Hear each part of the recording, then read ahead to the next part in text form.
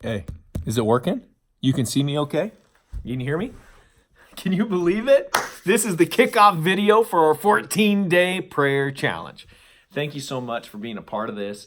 I can't think of a better way to spend 14 days together than by praying for our high schoolers here at Eagle Naz.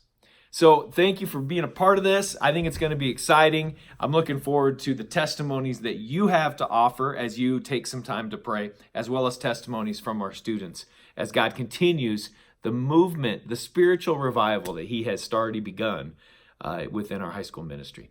I want to tell you that every video that I do over this 14 days, and there's a few of them, I'm going to pick a different location here at Eagle Naz. And here's this obscure location that I've selected today. It's up to you to try to figure out where I am at Eagle Nazarene. It's kind of like Where's Waldo, except, well, it's just me. But see if you can find the location here at Eagle Naz that I am taking this video and let me know. There might be a prize involved. I don't know. I'm just saying there could be. So let me know. So here's the format of how our 14-day challenge is going to work. Every morning you will receive an email or a text. If you gave us your phone number, you'll receive both an email and a text. And on that will be two links. The first link will be to a YouTube video that will have a testimony as well as a description of our prayer point of the day. And every morning we're going to have a prayer topic that all of us are going to be praying on together. We're going to be in unity and praying for this prayer point all day long. And we're going to give you some details of things you can pray for specific to that prayer topic. But that's the idea, is that you'll watch this video, be inspired and encouraged about what God is doing, and then together we're going to pray for the specific prayer topic of that day for 14 days, 14 different prayer topics. So get up in the morning, grab yourself a cup of coffee, watch that video, and let's just start the process. Let's start letting God noodle in our brain about the things that he wants to do and how we can lift up that prayer topic to God for that day. I want you to find a little bit of flexibility and freedom in this prayer challenge. I know that for some of you, your prayer life is at a place where it's consistent and matured, and some of you, you're a little bit worried about dedicating some time to prayer.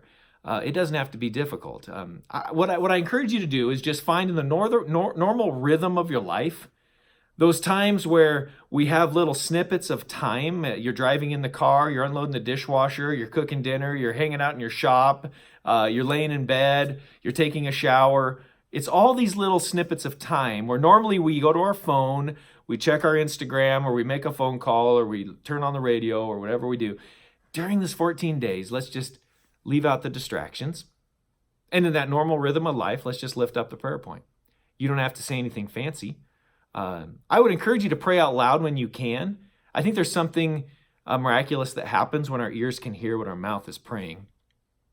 But even when you don't feel comfortable doing that in the crowd of people, God knows what you're saying as we're praying in our head. I just want you to find this freedom of prayer, this freedom of your communication with God in a way that is in rhythm of life. He is part of everything that we do anyway. So let's just choose to lift up these things throughout the day. I'm excited that how this prayer challenge works out, that maybe you will have a testimony of how God moved in your life in unexpected ways as you prayed for our high schoolers. So I'll be anxious to hear about that. Every day you'll get a new video, and then the second link on that email will be a document that you can print out and have the prayer points on your refrigerator, in your car, wherever you feel like they need to be. You will also hear, after this video, you'll hear from my good friend Whitney, and she's going to share with you just a little bit of her testimony about prayer, as well as talking a little bit about fasting. I want to encourage you that fasting is something that might be exactly what you need to bring some power and some focused energy to your prayers. You don't have to fast food necessarily. Whitney's going to talk more about it, but I encourage you to listen and prayerfully consider if God wouldn't ask you to fast something for a day or for the 14 days. I think that's an important thing to process as we go through this prayer challenge. Today's prayer point is we're praying for this prayer challenge.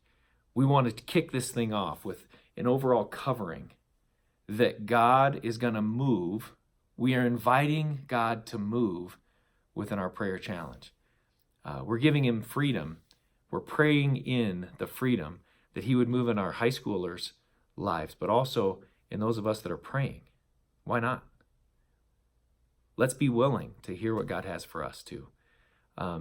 We also want to pray that he would do the work that he wants to do as he brings hope, as he brings conviction, as he brings a spiritual sensitivity in this 14-day challenge.